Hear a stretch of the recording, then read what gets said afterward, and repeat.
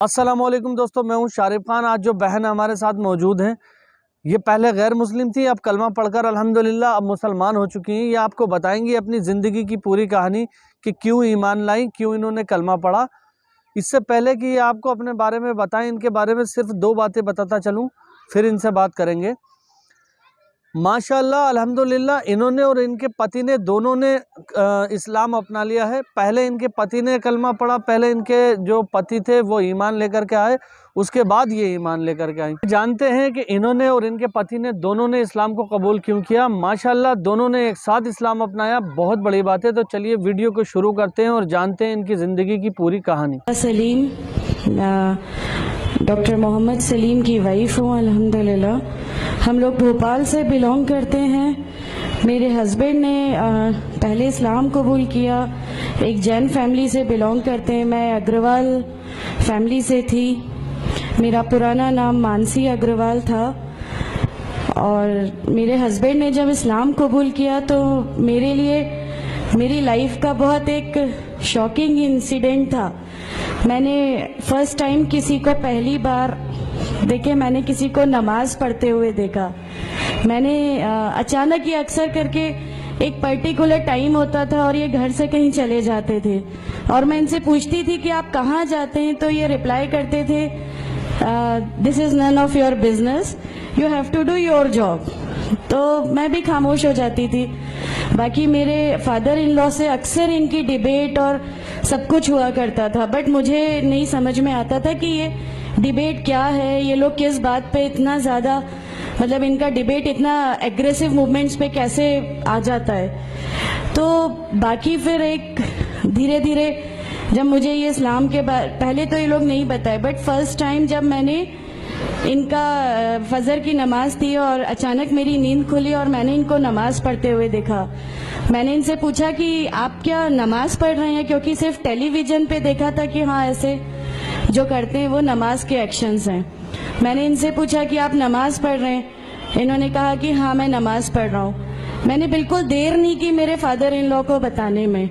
मैं रूम से बाहर निकल के और मैंने सबसे पहले उनको बताया कि पापा जी आज ही इनको मैंने नमाज पढ़ते हुए देखा। तो उन्होंने मुझसे कहा कि ठीक है, खामोश रहो, अभी किसी से कहना नहीं, हम देखेंगे क्या कर सकते हैं। अब वो जो मेरी लाइफ का मोमेंट था, वहां से मेरे को ऐसा लगा कि ये क्या हुआ, मतलब ये क्या कर रहे हैं, ऐसा क्यों कर रहे हैं, ये कहीं ये किसी ऐसे व्यक्ति से तो नहीं मिल गए जो इनको टेररिज्म की तरफ ले जा रहा है और ये ऐसी चीज़ों में तो नहीं इन्वॉल्व हो जाएंगे। एक बहुत बड़ा डर जो मेरे अंदर था वो, और on that time I was pregnant, तो मेरे को एक बहुत खलबली सी लगी रहती थी कि ये क्या चल रहा है, ये क्या चल रहा है। फिर धीरे धीरे करके जब मैं इनकी बुक्स वगैरह जो अलमीरा में रखी रहती थी वो मैं पढ़ने लगी और ढूंढने लगी। ये छुपा के रखा करते थे और मुझे जब भी कोई बुक मिलती थी तो फिर मैं उसको पढ़ने लगी। तो मुझे उसमें ऐसा कुछ लगता ज़रूर था कि पता नहीं कुछ है, कोई डिफरेंट चीज़ है, क्योंकि मैंने देखा कि इनके अखलाक, इनकी सब चीज़ें बिल्कुल चेंज हो गई। जो ये पहले थे उससे ये बिल्कुल अलग हो गए। तो मुझे ऐसा पर्सनली लगता था कि इस प्लेटफॉर्म ने इनको ऐसा क्या दिया जो मेरे हस्बैंड को बिल्कुल चेंज करके रख दिया। मतलब अल्हम्दुलिल्लाह ये उस समय कोशिश करते थे कि जो नबी की सुन्नतें हैं, जो हमारे नबी सल्लल्लाहु अलैहि वसल्लम ने किया, अपनी वाइफ की मदद करना, अपनी वाइफ के साथ किस तरह उसके हुकूक की अदायगी करना, ये सब कुछ वहाँ अल्हम्दुलिल्लाह करने लगे। और मुझे जो इनका ये ड्रास्टिकल चेंज था, जो इनको इस प्लेटफॉर्म पे आए हुए 6 मंथ्स या 1 ईयर हुआ होगा, वो देख के मेरे लिए एक बहुत बड़ा मीनिंग, एक सरप्राइज था कि ये क्या हुआ। फिर उसके बाद मुझे लगा कि नहीं, मैं भी अब इसको जानती हूँ, मैं भी अब पढ़ूंगी। और फिर मैं अपने फादर इन लॉ और इनकी डिबेट सुनने लगी। तो जैनिज्म में गॉड कॉन्सेप्ट है ही नहीं। हर वो व्यक्ति जो बहुत ज़्यादा इल्म हासिल कर लेता है, बहुत ज़्यादा नॉलेज हासिल कर लेता है, तो वो एक लिमिट पर आकर नौजुबिल्लाह गॉड का वो मुकाम हासिल कर लेता है और लोग उसी की फिर पूजा करने लगते हैं, उसी की वर्शिप करने लगते हैं। तो मेरे दिमाग में, मैं अग्रवाल फैमिली से थी, तो मेरे दिमाग में था कि नहीं, हमारे जो भगवान है वो 3-4 हाथ वाले हैं, इनका क्या एक ही गॉड है जिसको जाके आपको पूजना है। तो नहीं, मैं इनसे तो कुछ नहीं मांगूंगी, 3-4 हाथ वाले भगवान ही होते हैं, ये नहीं कुछ वो ऐसा रखते। तो वहां से एक थोड़ा सा डिस्ट्रैक्शन मेरे को गॉड कॉन्सेप्ट का आया। और ईश्वर है जो इस दुनिया को चला रहा है, ये हमेशा मेरे एक जहन में रहता था। तो मुझे मेरे फादर इन लॉ कहीं ना कहीं उस प्लेटफॉर्म पे आके गलत लगने लगे कि नहीं, ये जो कह रहे हैं वो सही है और इनकी जो डिबेट है उसका एंड जो है वो ये सही है। फिर धीरे धीरे करके मुझे इनकी चीज़ों पे यकीन आने लगा, अल्हम्दुलिल्लाह।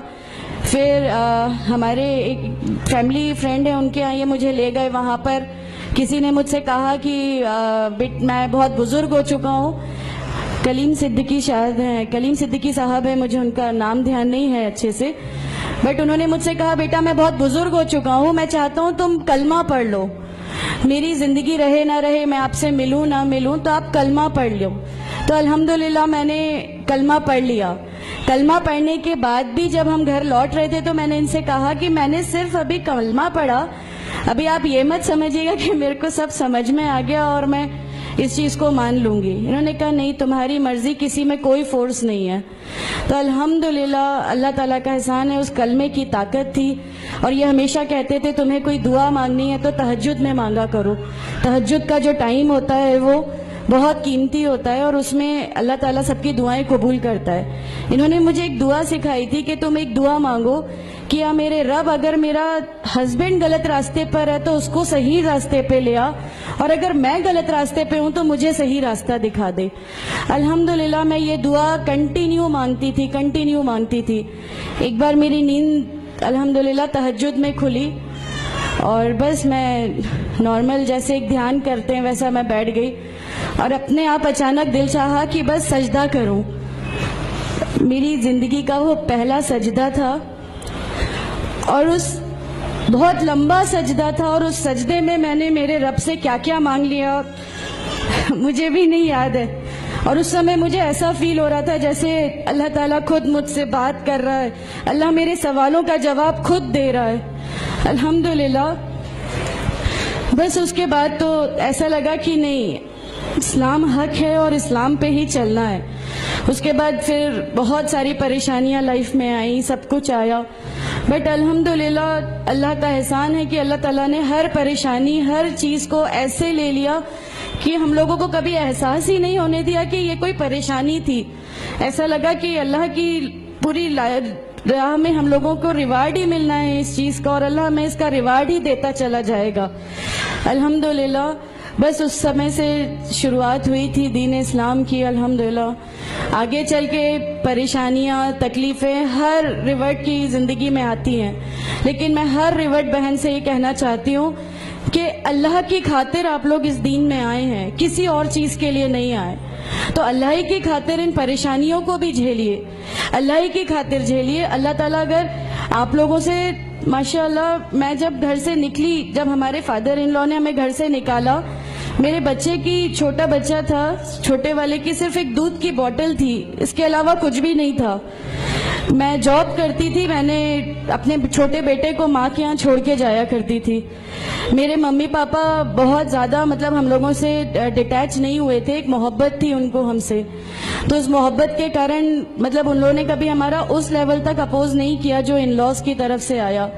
तो जब मैं मेरे मायके गई और मैंने अपने बच्चे को लिया और मैंने कहा कि माँ हमने वो घर छोड़ दिया, हमें उस घर से उन लोग निकाले, ऐसा करके माँ है बहुत रोई, तुम लोग क्यों ऐसा कर रहे हो, क्या करोगे, कैसे रहोगे, दोनों छोटे बच्चे हैं, क्या होगा। मैंने कहा कि माँ आप सिर्फ एक माँ हो ना, वो मुझे 70 माँओं के बराबर मोहब्बत करता है, तो जो रब मुझे मेरी 70 माँओं के बराबर मोहब्बत करता है वो कैसे इस दुनिया में मुझे रुस्वा कर सकता है। सिर्फ एक छोटा सा ये विश्वास था। अल्हम्दुलिल्लाह उस विश्वास को रखते हुए सारी चीजें, सब परेशानियां ऐसे अल्लाह ताला ने ले ली कि उसका मेरे पास कोई मतलब कहने के लिए भी शब्द नहीं है। अल्हम्दुलिल्लाह। और मैं आप लोगों से सबसे गुजारिश करती हूँ, और अगर अल्लाह ने मुझे आप लोगों की एक ऐसी बहन बना दिया जो आपकी परेशानियां, आपकी हर उसमें, हमारा घर, हमारी सब कुछ अल्हम्दुलिल्लाह आपके लिए है, क्योंकि हम लोग ठान के बैठे हैं हमारा जीना मरना, हमारी नमाजें, हमारा सब कुछ सिर्फ अल्लाह के लिए है और यही से यही लेके हमको जाना है। उम्मीद करता हूं दोस्तों आपको वीडियो पसंद आई होगी। वीडियो पसंद आई हो तो मेरे चैनल को सब्सक्राइब करके बेल आइकन पर ऑल का बटन सेलेक्ट कर लेना। इंशाअल्लाह ताला इसी तरह की एक वीडियो के साथ बहुत ही जल्द आपके सामने खिदमत में हाजिर होऊंगा आपकी। दुआओं में याद रखना और अल्लाह से दुआ करो कि अल्लाह सबको हक़ के रास्ते पे आने की तौफीक दे, अल्लाह सबको इस्लाम में दाखिल होने की तौफीक दे, उस रास्ते को पहचाने जो हक़ है, जो सच है, जिसके मुतालिक बात होना है। बरज़ख की ज़िंदगी, मर के क़ब्र में जाना है, अल्लाह के यहाँ हिसाब देना है। इस सारी चीज़ों को सोचने समझने की शक्ति अल्लाह इन सब के अंदर पैदा करे। आमीन सुम्मा आमीन। अल्लाह हाफिज़। फिर मिलूँगा एक नई वीडियो के साथ।